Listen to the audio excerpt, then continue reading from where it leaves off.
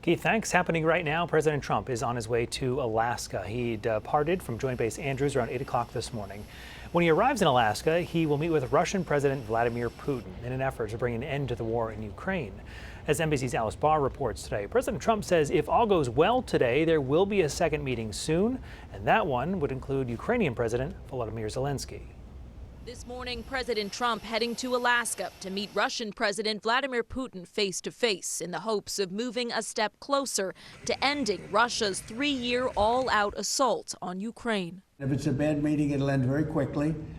And if it's a good meeting, we're going to end up getting peace in the pretty near future. Ukrainian President Volodymyr Zelensky was not invited to Alaska, but President Trump hopes for a swift follow-up, including all parties. All I want to do is set the table for the next meeting, which should happen shortly. Zelensky meeting instead this week with European allies, signaling their support and determination to hold the line against further Russian aggression, including prioritizing a ceasefire and security guarantees for Ukraine over any talk of giving up Ukrainian territory. They'll be discussed, but I've got to let Ukraine make that decision. The president's hope is to achieve some stoppage of fighting so that those conversations can happen. Secretary of State Rubio among the high-level U.S. officials set to join today's talks following a one-on-one between Presidents Trump and Putin and capped by a press conference, though it's not clear if both presidents will take questions.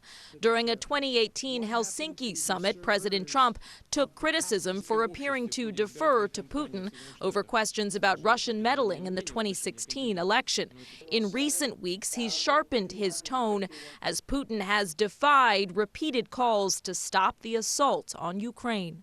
We get a lot of bull thrown at us by Putin, for you want to know the truth. Now voicing optimism that both sides will agree to a long-sought peace. In Washington, Alice Barr, NBC News. And as President Trump travels to Alaska, Ukrainians in Kyiv are rallying outside the U.S. Embassy ahead of the Trump-Putin summit, raising awareness of the thousands of prisoners of war still in Russian captivity.